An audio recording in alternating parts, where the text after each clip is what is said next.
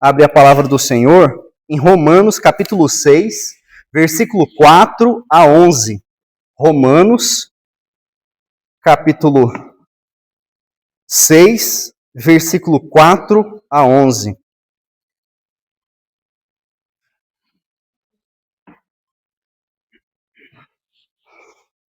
Romanos, capítulo 6, versículo 4 a 11.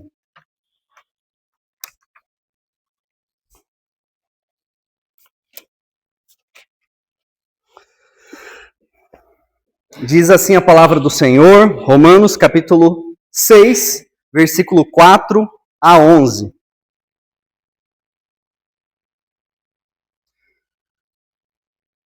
Fomos, pois, sepultados com ele na morte pelo batismo, para que, como Cristo foi ressuscitado dentre os mortos pela glória do Pai, assim também andemos nós em novidade de vida. Porque, se fomos unidos com ele na semelhança da sua morte, certamente o seremos também na semelhança da sua ressurreição. Sabendo isto, que foi crucificado com ele o nosso velho homem, para que o corpo do pecado seja destruído, e não sirvamos o pecado como escravos. Porquanto, quem morreu está justificado do pecado. Ora, se já morremos com Cristo, cremos também com ele viveremos. Sabedores de que, havendo Cristo ressuscitado dentre os mortos, já não morre. A morte já não tem domínio sobre ele. Pois, quanto a ter morrido, de uma vez para sempre morreu para o pecado, mas, quanto a viver, vive para Deus. Assim também considerai-vos mortos para o pecado, mas vivos para Deus, em Cristo Jesus. Amém. Vamos orar mais uma vez? Senhor nosso Deus, nosso Pai, nós lemos a sua palavra e sabemos que ela é eficaz. Sabemos, ó Deus, que ela é maravilhosa, que ela é esperança, ó Deus, para o nosso coração. Que essas verdades, ó Pai, possam ser reveladas a nós. Que possamos viver, ó Deus, como crentes, não só de forma teórica, mas de forma prática, ó Deus. Que o seu Santo Espírito ilumine o coração de cada um, começando por mim, ó Deus, para que possamos buscar e engrandecer o Senhor todos os dias da nossa vida. Nós pedimos isso, ó Deus. Fale conosco, em nome de Jesus. Amém e amém.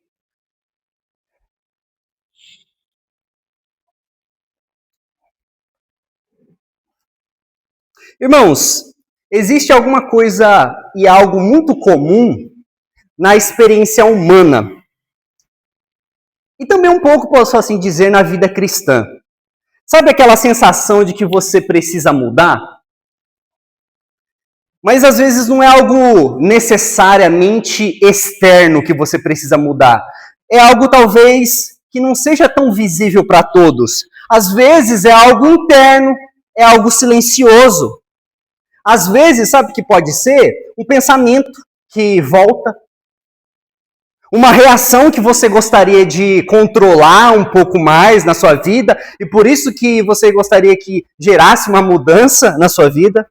Uma área espiritual que poderia ser mais firme na sua vida. E se a gente for sincero, irmãos, nós sabemos que existe sim um desejo de sempre melhorar diante do Senhor, de sempre buscar o Senhor mesmo em espírito e verdade, de viver de uma forma mais santa, mais constante, mais alinhada com o Senhor. Mas também, irmãos, sabemos que nem sempre conseguimos, nem sempre fazemos aquilo que gostaríamos fazer diante do Senhor. E você pode pensar, e eu gostaria de dizer a vocês essa manhã, que muitas vezes você não faz o que você gostaria, não é por falta de fé. Não é muitas vezes por falta de amor a Deus, mas porque existe uma luta real dentro de você. Uma luta real dentro de cada um de nós. Por isso que o apóstolo Paulo, irmãos, ele é muito sincero e honesto quando ele diz, em Romanos capítulo 7, versículo 19, porque não faço o bem que prefiro, mas o mal que não quero, esse eu faço. Ou seja, irmãos, essa tensão na vida do ser humano, na vida cristã, ela faz parte da nossa caminhada, infelizmente. Pesquisando e olhando um pouco mais, séculos depois do apóstolo Paulo, em seu livro chamado Pensamentos, Blaise Pascal, ele observou algo interessante. Blaise Pascal, ele era um homem matemático, físico, mas também talvez você não saiba, mas ele era um homem que era teólogo também. Ele escreve, então, um conjunto de obras, de pensamentos nesse livro, defendendo a fé cristã, mostrando que ser agnóstico não faz sentido. E ele, em um determinado momento desse livro, ele escreve essa frase: toda a infelicidade dos homens provém de uma única coisa. Repito, toda a infelicidade do homem provém de uma única coisa: não saber permanecer em repouso num quarto. Não saber permanecer em repouso num quarto. O que ele estava querendo dizer, irmãos? É que diante da nossa inquietação, diante do nosso coração, que é muitas vezes inconstante, que ele não para. Nós temos essa dificuldade, sim, de parar o nosso coração, de encontrar descanso, de resolver aquilo que está dentro de nós, muitas vezes. E muito antes dele, Agostinho de Hipona escreveu, no seu livro Confissões, no primeiro capítulo. Ele diz assim: fizeste-nos para ti, e inquieto está o nosso coração, enquanto não repousa em ti. Ou seja, existe dentro de nós um movimento constante, irmãos. Um desejo de mudança. Um anseio, sabe, de algo a mais que eu quero. Uma busca para uma vida diferente. E na vida cristã, esse desejo, ele tem nome. Essa busca, ela tem nome. Se chama santidade. Santificação. Mas aqui, irmãos, há algo importante que nós precisamos entender, quem sabe com mais clareza. O problema não foi nunca perceber que a gente precisa mudar, porque, querendo ou não, nós percebemos que nós precisamos mudar. O problema sempre foi entender como esse processo acontece. Como que esse processo de mudança acontece na nossa vida? Porque muitas vezes nós tentamos, por exemplo, tentar mudar através da força. Através, quem sabe, de sermos mais disciplinados. Então, eu vou conseguir mudar, eu preciso organizar algumas coisas na minha vida. E você faz uma listinha. E aí, quando você faz essa listinha, você pega e fala assim, bem, disciplina, tá o número 1, preciso ser mais disciplinado, porque daí eu vou conseguir mudar. Tem vezes que eu falo assim, não, e se eu me esforçar mais? Né? Se eu me esforçar mais? Se eu tentar fazer um pouco melhor? Só que muitas vezes nós sabemos que depois de um passar de um tempo, parece que essa transformação ela não muda. A gente não consegue mudar e nos sustentar essa transformação. A gente fica, quem sabe, alguns dias, uma semana, um pouco mais de um mês, e a gente não consegue. E é isso, irmãos, que a palavra de Deus nos apresenta, nos mostra uma esperança que devemos ficar alegres essa manhã. Porque é exatamente aqui que o evangelho ele entra com poder. Porque você sabe que mesmo com esforço, você sabe que mesmo com dificuldades, você vai apresentar alguns obstáculos ou dificuldades, melhor dizendo, na sua vida para você conseguir manter mudanças. Mas a palavra de Deus diz que através do Senhor, através da palavra, através dessa boa notícia, é que então conseguimos mudar. Porque a ressurreição de Jesus, irmãos, hoje, esse dia que nós estamos separando, não é apenas a prova que que Jesus venceu a morte. Quando eu olho para a cruz, eu não vejo só isso. Eu não tenho que ver só isso. Quando eu olho para a cruz, quando eu vejo a ressurreição de Cristo, a sua morte, eu preciso olhar ali e ver que uma nova vida é possível. Uma nova vida, uma vida transformada é possível. Eu vejo a cruz e eu vejo que o Senhor me mudou. Às vezes nós ficamos pensando, como que aquela pessoa conseguiu mudar? Como que aquela pessoa conseguiu mudar da água para o vinho ou do vinho para a água? Como? Porque é isso que o Evangelho faz, irmãos. Não adianta você ter disciplina. Não adianta você só ter persistência, perseverança, resiliência. É importante você lembrar que é só por meio do Evangelho que você terá transformação plena para a sua vida. Essa é a declaração. Não é apenas o futuro, mas começando agora. Por isso que o apóstolo Paulo, ele vai mostrar aqui, em Romanos capítulo 6, que não trata apenas para os romanos, para nós nessa manhã, lembrar, Jesus ressuscitou. Ah, legal, vamos fazer algo. Não, mas a gente deve encarar que a ressurreição de Jesus implica muitas coisas importantes na nossa vida. Na sua vida diária, na sua vida do comportamento, na sua vida em casa. Existe uma transformação, uma realidade que o Senhor não vai fazer somente quando Ele voltar. Ele também está preocupado com a transformação que acontecerá com você hoje. Hoje, aqui e agora.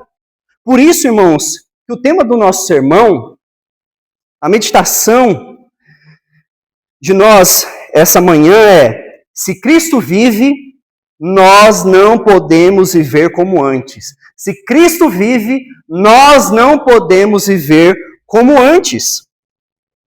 Qual que é o contexto aqui que nós vemos, irmãos? Para que a gente possa entender um pouco mais sobre Romanos capítulo 6, precisamos lembrar o que Paulo vem ensinando até aqui. Paulo, então, abre a carta, começa ensinando, e a primeira coisa que ele deixa claro aqui para nós e para os romanos, se por acaso você nunca leu o livro de Romanos, até aqui esse capítulo, você vai ver que Paulo deixa claro, todos pecaram.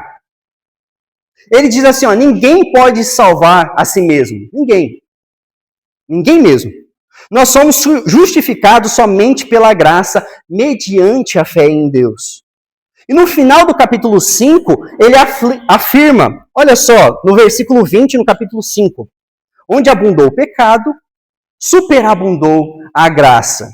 E Paulo, iluminado pelo Espírito Santo, ele sabia muito bem que quando ele colocasse isso, de que superabundou, né, onde abundou o pecado, superabundou a graça, talvez as pessoas poderiam pensar assim, e gerar uma conclusão que poderia gerar uma confusão. E às vezes você pode ter, na primeira vez que você se deparou com esse texto, com a graça de Deus, você pode ter pensado isso.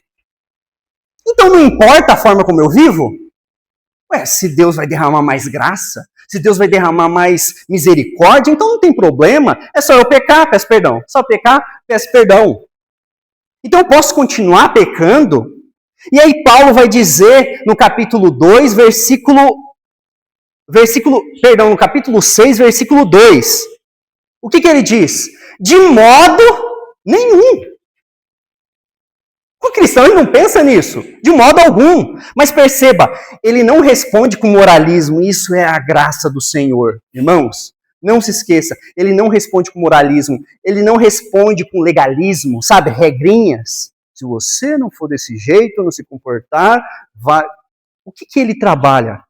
Ele não fala assim, pronto, você se converteu, agora você precisa parar de pecar. É fácil, né? Fala assim, eu estou com dificuldade, para de pecar só. Não, Paulo, ele mostra os efeitos da ressurreição na nossa vida, que não é só no futuro, é agora. Ele responde mostrando o que aconteceu com Cristo, com o crente em Cristo, melhor dizendo. Ele fala 3 ideias. Primeira coisa é que nós morremos, e morremos com Cristo no momento da nossa conversão. Que nós fomos sepultados com Cristo. E que nós ressuscitamos também com Cristo. Ou seja, a graça, irmãos, não apenas perdoa. A graça não é só para perdoar. A graça também é a possibilidade de você ter uma vida transformada. A graça também transforma cada um de nós. E esse é o ponto central aqui. Paulo ele está falando sobre essa doutrina maravilhosa, que é uma doutrina mística, uma doutrina espiritual, que nós às vezes não conseguimos compreender, que é a doutrina da união com Cristo. Quando eu me converto, quando eu estou com o Senhor une-se a mim. Eu estou com o Senhor. E como que isso acontece? Eu não sei, é espiritual. Mas o Senhor está comigo e me dando forças para mudar. Como afirma John Murray, a união com Cristo é a verdade central da salvação. Então a lógica de Paulo, irmãos, ele é simples e profunda. Se você morreu com Cristo, você não vive, não pode viver como antes. Se você ressuscitou com Cristo, você vive uma nova vida. É um novo CPF. Uma nova vida diante do Senhor. Por isso que ele diz no versículo 4, assim também andemos nós em novidade de vida. Ou seja, a ressurreição, irmãos, não é só para você crer. Crer ou pensar que isso é possível ou real, talvez seja fácil. Mas, é como eu disse, não é só teoria, é prática. Não é só crer, é viver. Eu vivo a ressurreição. Não é só num domingo, onde o calendário fala domingo de Páscoa, ou nós preparamos esse culto da ressurreição, né? E aí a gente vai lembrar. Pronto, acabou. Aí amanhã a gente não lembra mais. Não, é todos os dias da nossa vida, irmãos. Por isso que nós separamos o domingo para nós estarmos em comunhão, para separarmos, para descansar no Senhor e pelo Senhor. Porque se por acaso você pecou, se por acaso você errou e esqueceu de viver como alguém que ressuscitou com Cristo durante segunda a sábado, domingo, ao olhar a cruz, ao lembrar de Jesus, você vai falar, poxa, eu preciso pedir perdão. Eu preciso voltar ao Senhor, voltar até aquela mentalidade de eu ressuscitei, eu tenho uma nova vida. Eu não posso ter a mesma vida como antes. Por isso, irmãos, essas três ideias, morte, sepultamento e ressurreição, são extremamente importantes. É algo maravilhoso que acontece conosco. Ou seja, a ressurreição não é apenas para nós admirarmos, é algo que define quem nós somos, de fato, com o Senhor. Por isso, a primeira ideia, irmãos, que eu quero colocar para os irmãos, a primeira de três, está no versículo 4. Dá uma olhada, capítulo 6, versículo 4. Vou ler alguma parte aqui, para que a gente possa meditar. Fomos, pois, sepultados com ele na morte pelo batismo. Vai acompanhando. Para que, como Cristo foi ressuscitado dentre os mortos, assim também andemos nós em novidade de vida. Paulo, então, começa, irmãos, falando de algo fundamental para a nossa vida cristã. Algo fundamental. O que ele está dizendo aqui? Ele está dizendo em resumo, o que aconteceu com Cristo, acontece com você. O que aconteceu com Cristo, aconteceu comigo. E ele, de novo, vou repetir essas três ideias para ficar mais claro. Ele repete essa ideia de morte, sepultamento e ressurreição. Então, não é apenas um evento que aconteceu com Jesus. Paulo está dizendo, não é apenas uma coisa que aconteceu com Jesus, é uma coisa que aconteceu também com o crente, com o cristão. É uma realidade espiritual que aconteceu com você no momento da sua conversão. Quando ele diz, fomos sepultados com ele, ele está mostrando que a nossa velha vida, que era marcada pelo pecado, foi levada pela cruz de Jesus. E quando ele fala da ressurreição, ele não está olhando apenas para esse túmulo vazio, ele está olhando também para essa nova vida do crente. Não é somente o túmulo, não é somente o que acontece com Cristo, mas o que acontece com cada um de nós. Em cada um de nós. Essa é a união com Cristo. João Calvino vai dizer, tudo que Cristo possui torna-se nosso, quando somos enxertados nele. O Senhor coloca, isso define. Por isso, meus irmãos, de forma para que a gente possa aplicar isso na nossa vida,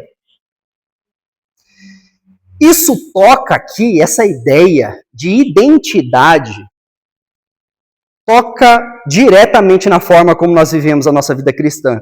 Porque muitas vezes, irmãos, o nosso problema não está no que nós fazemos,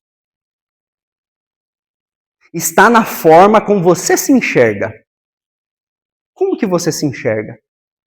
Às vezes você faz coisas que você diz que são cristãs, mas você não se enxerga crendo de fato com esperança. A identidade, irmãos, que a palavra coloca para nós é extremamente importante para a gente entender quem nós somos. Tem crente que vive sempre olhando para o passado. E a identidade dele está firmada no que aconteceu. Que terrível. Tem pessoas que pensam e ficam se definindo pelos seus erros. Mas a ressurreição declara algo poderoso, irmãos, para cada um de nós. Você não é mais quem você era. Não, você não é. Isso precisa sair da teoria, entrar na prática. Ou seja, no dia a dia, o que significa isso? Parar de se definir pelo pecado que você cometeu. Eu cometi um pecado, eu vivi um outro tipo de vida. Mas o Senhor me ressuscitou com Ele, então eu mudei. Eu preciso mudar constantemente, eu preciso buscar isso. No dia a dia, é você parar de usar essas desculpinhas dizendo assim, a minha família é assim, minha mãe me ensinou a ser assim, eu nasci assim, e por isso que eu tenho dificuldade. Pare! Olhe para Cristo. A sua família, a sua tradição, o que é a forma que você viveu, as suas experiências, não definem vocês. Não define você como cidadão desse mundo. Quem que te define é Jesus. É como Jesus se comportava, é como Jesus vivia. É isso que te define. Muitas vezes nós caímos nesse erro falando, eu tenho essa dificuldade por conta do que aconteceu na minha vida. Dificuldade é uma coisa. Outra coisa, irmãos, é a gente ficar se justificando em não mudar, em não tomar posse de forma espiritual mesmo, dessa bênção de que eu fui transformado. Então é possível. É difícil? É. Muitas vezes para você pode ser difícil. Mas é possível pelo sangue de Jesus Cristo. Pelo sangue do Senhor. Pela morte, pela ressurreição do Senhor. Então isso tem algo positivo também. Começar a viver como alguém que foi feito novo. Pensar diferente. Reagir diferente. E se eu fui transformado, eu vou escolher coisas diferentes. Diante do meu trabalho, diante ali, quem sabe na escola, na faculdade, aonde que eu estou, eu sei que muitas vezes eu sou bombardeado, na minha família, o que for, diante de ideias, diante de coisas para eu, quem sabe, ser aceito. A gente às vezes fala muito de criança e adolescente, né? Que criança e adolescente, eles procurar grupinhos e às vezes fazem coisas erradas porque eles queriam ser aceitos.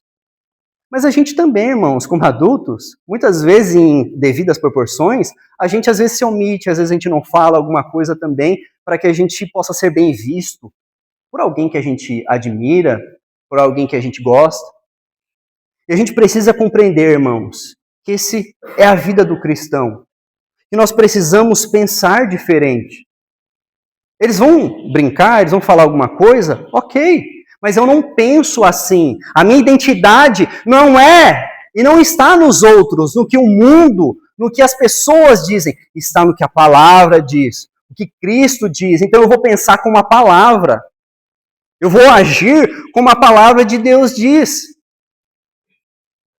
E muitas vezes você vai perder amizades. Muitas vezes você vai perder muitas coisas que, aos seus olhos, a esse mundo, são maravilhosas. Mas o que adianta, irmãos? Como Jesus diz, ganhar o mundo e perder a alma. O que adianta? Você ter amigos por 2 anos, 3 anos, e você perder a alma. A sua identidade não está no que os outros dizem. Está em Cristo Jesus. Ele ressuscitou. Tenha a visão. Então, quais áreas da sua vida ainda você está vivendo com a identidade antiga? Na forma como você lida com seus pecados? Na forma como você se enxerga diante de Deus? Na forma como você reage às situações da vida? A ressurreição não diz apenas que você foi perdoado. Crer em Jesus não é só isso. Crer em Jesus também é dizer que você foi transformado. E viver como antes, buscar as coisas como antes, é esquecer o que Jesus fez na cruz. Por isso vem uma segunda ideia, irmãos, que ela está ligada a essa identidade. Que a ressurreição de Cristo muda a nossa relação com o pecado. A ressurreição de Cristo muda a nossa relação com o pecado. O que acontece aqui no versículo 6 e 11? Sabendo isso, que foi crucificado com ele o nosso velho homem, para que o corpo do pecado seja destruído, e não sirvamos o pecado como escravos. Assim também, vós considerai-vos mortos para o pecado, mas vivos para Deus em Cristo Jesus. Então, depois dele falar de identidade, ele fala da identidade. Quem você é, o que você deve pensar, como você deve agir. Ele vai falar sobre algo um pouco mais prático. Ele vai falar sobre que a nossa relação com o pecado, irmãos, mudou. Agora você está em Cristo. Sua relação com aquilo. Ele diz que o velho homem, ele foi crucificado com Cristo. E essa expressão não fala apenas de comportamento, mas ele fala daquilo que nós éramos em nossa natureza caída mesmo. Ou seja, aquela condição de escravidão, aquela condição de você ser preso, sabe? Aquelas algemas do pecado que você buscava, que você era escravo de fato, foi levada à cruz. A chave foi a cruz de Cristo. E o objetivo disso, segundo o texto, é para que não sirvamos o pecado como escravos. Então não tem como dizer assim, é porque o pecado está em mim, não sei o quê. A gente vai ver um pouco sobre isso, irmãos, mas nós não servimos, ou para que não sirvamos o pecado como escravo. E perceba que Paulo ele não está dizendo que o pecado desapareceu. Isso é importante, ok? Eu não estou dizendo que o pecado desapareceu, e nem a Bíblia, e nem a palavra do Senhor, obviamente. Mas ele afirma que o pecado perdeu o domínio. O pecado perdeu o domínio na vida do crente. Isso é fundamental. Porque antes o pecado ele governava e nós obedecíamos. Depois de Cristo, o pecado ainda existe, mas não reina mais, não deve reinar. Louis Berkhoff ele explica, na união com Cristo, o crente é libertado do domínio do pecado, embora não de sua presença. Ou seja, o pecado ainda luta, mas ele não manda mais, irmãos. É como se fosse assim, a gente tivesse aquele trono. E aquele trono ali, a gente está tentando encaixar, e ele é tão grande, esse trono, que o pecado, que o ego, que o orgulho, que tantas coisas que você já idolatrou, e às vezes tem dificuldade na sua vida, está ocupando ali o lugar. Mas não preenche o seu coração. Então você vai colocando mais outros reis ali naquele trono. Até que Cristo vem, manda eles embora e fala, olha, esse trono ele é meu. Desde antes da fundação do mundo. Então, o Senhor entra na nossa vida, Cristo entra na nossa vida e cabe certinho aquele trono para eles e sacia a nossa alma. Só que o pecado, a maldade humana, ele vai estar dizendo assim para você, olha, lembra que no meu governo era melhor. Na minha época, quando você estava no meu governo, na minha época que eu estava conduzindo, então, a sua vida, era melhor. Você não agia assim, não acontecia essas coisas com você, você não levava nada desaforo para casa, era totalmente diferente. No meu governo era bom. E você vai ouvir essas coisas. Mas compete a você dizer assim, aqui não é presidenciável, viu? Aqui é monarquia e o único rei é Jesus Cristo. Essa é a visão que o cristão ele deve ter diante, então. O pecado ele vai estar ali, mostrando a porta. O Senhor fala isso com Caim. O pecado está à porta. Está ali. Ele chama a nossa atenção, ele quer o controle de volta. Mas nós dizemos, não, eu estou com Cristo. Eu estou com Cristo. Então, irmãos, pare de tratar como aplicação para a nossa vida, pare de tratar como Senhor aquilo que Cristo já destronou. Talvez exista uma área na sua vida que você já aceitou até, sabe? Você fala, é assim mesmo. É assim mesmo assim na minha vida. Não existe isso, irmãos. Você não pode se conformar com o século. Você não pode se conformar com as coisas que acontecem no seu coração. Você já parou, às vezes, até de lutar. Não! Você até normalizou esse pecado. Não faça isso. A ressurreição de Cristo diz, isso não governa mais você. Então, de forma prática, irmãos, retorne a essa luta. Busque essa luta de novo. Não alimente mais esse pecado. Não negocie mais com ele. Não trate como inevitável aquilo que Jesus já venceu. Se a sua dificuldade é o orgulho, não fique dizendo assim, é o meu jeitinho, sabe? Não, o seu jeitinho é a nova identidade de Cristo. Mude, transforme isso. Se é algum desvio de caráter, o que for, não sei, moral, ético, se é sexual, o Senhor supre a sua necessidade, creia nisso.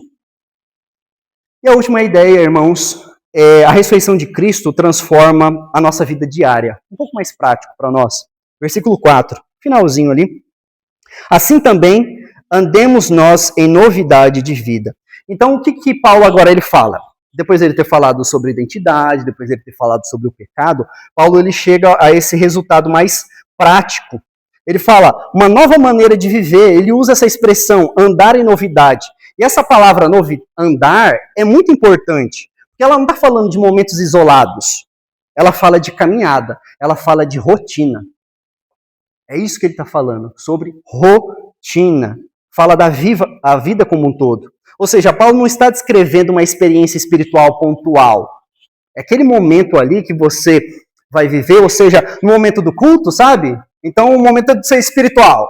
É agora, no culto. Vamos ler a Bíblia. Fica quietinho para quem a gente vai ler a Bíblia. Vamos orar, gente. Vamos agora é espiritual. Não! Paulo não está descrevendo. Ele está falando que a base disso é a ressurreição de Jesus. E assim como Cristo saiu do túmulo para a nova vida, essa realidade presente na vida do cristão. Ou seja, não é apenas uma mudança de comportamento, é uma mudança de direção na nossa vida. É uma forma de viver. Como eu disse, às vezes nós pensamos que a vida cristã ela é de momentos espirituais somente. A sua vida cristã é somente nesses momentinhos assim que a gente tem no culto, na oração, na leitura da Bíblia. Mas Paulo ele está falando assim, eu vou ampliar isso. Porque essas coisas vão te levar ao legalismo. Somente uma coisinha, somente dessa forma é correto. Não, Paulo ele amplia isso, ele mostra que a fé não é apenas em certos momentos. É a forma como vivemos todos os momentos. Então você vai buscar o Senhor não só na igreja, não só no domingo, mas é todos os dias, é de segunda a segunda, de domingo a domingo. Essa consciência de que você foi ressuscitado e tem uma vida, tem uma identidade, que você não vai deixar o pecado vencer, é todo dia, todo dia. Por isso, aplicação de forma simples, mais profunda. Deixe a ressurreição aparecer na sua rotina. Quantas vezes nós temos demonstrado isso? Que a ressurreição está no nosso dia a dia. Não apenas em momentos espirituais. Então, na forma como que você fala dentro de casa, na forma como você reage quando você é contrariado, na forma como você trabalha, na forma como você vive, quando ninguém está vendo, como que você reage, como você mostra isso, que Cristo está ali. A ressurreição, essa identidade, precisa viver todos os dias. Por isso, irmãos, concluindo para nossas aplicações finais, meus irmãos, Paulo deixa muito claro Que a ressurreição não é apenas crer. Esse dia festivo, esse dia maravilhoso, não é só para lembrar que a gente temos um Salvador que morreu e ressuscitou. É isso, mas não só isso. É para lembrar cada um de nós, começando por mim, que eu não posso ser o mesmo. Que é possível ter uma mudança, uma transformação na minha vida. Por isso, irmãos, coloquei 3 ideias aqui para a nossa aplicação final. Primeiro, se Cristo ressuscitou, viva a luz dessa nova identidade. Pare de se definir como você era, sabe? Pare de se definir, minha família me ensinou a ser assim. Não, você é nova criatura. O Senhor mudou seu coração. Você está unido com Cristo. Viva como uma nova criatura. Segundo, se Cristo ressuscitou, não se submeta ao pecado. Aquilo que te dominava antes não te governa mais. Retorne à luta e não trate isso normal. E terceiro, se Cristo ressuscitou, deixe isso aparecer na sua rotina. Que as pessoas possam realmente... É um orgulho para o cristão alguém perguntar assim, você é crente? Você parece crente, você parece diferente. Eu sabia mesmo que você era crente, porque você é uma pessoa diferente. É um orgulho, nós precisamos andar assim. Mas como você vai andar assim se você ainda não entender que você precisa mudar a sua prática? Entender que a sua identidade mudou? É na sua casa, irmãos. É no trabalho, é no secreto. Viva como alguém que pertence ao Cristo vivo, ao Cristo que ressuscitou. Amém? Vamos colocar diante do Senhor, feche seus olhos, fale com o Senhor, lembre dessas 3 coisas: identidade, não buscar o pecado e praticar isso.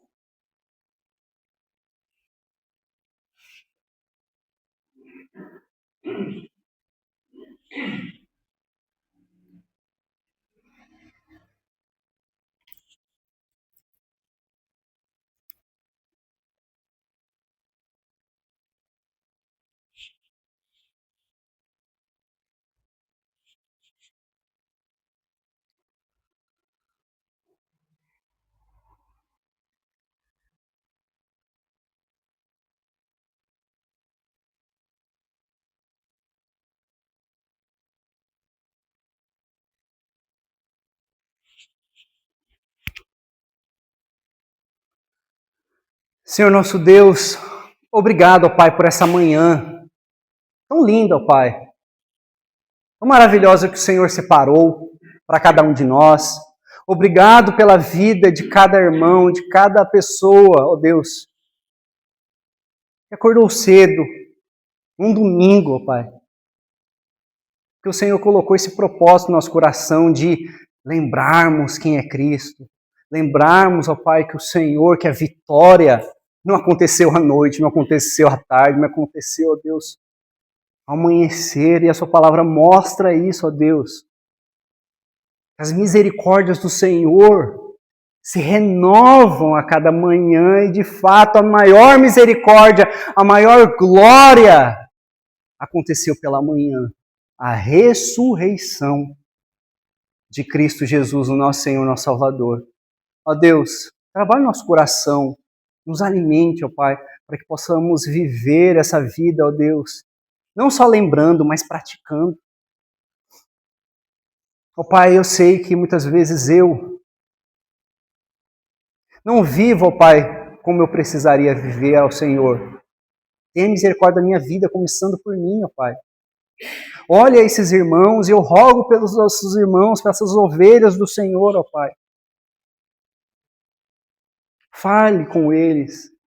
Se por acaso, ó Deus, alguém ainda não pensou nisso, se por acaso, ó Deus, alguém ainda não declarou que o Senhor é o suficiente Salvador da vida dele, se ainda, ó Pai, alguém ainda está com dificuldade, se alguém ainda não entendeu a necessidade de buscar essa identidade no Senhor, ó Deus, que o Santo Espírito ilumine, tenha misericórdia, da mesma forma que o Senhor fez comigo, Deus. Eu sei que esse milagre é possível. Eu sei, ó Deus, que o Senhor é poderoso para fazer isso, ó Deus. Transforme, mude vidas, ó Pai. Mude as famílias. para que possamos viver uma vida de busca, de santidade ao Senhor. Obrigado, ó Pai, mais uma vez por todas as bênçãos que o Senhor tem derramado em nossa vida. Nós agradecemos. Em nome de Jesus. Amém.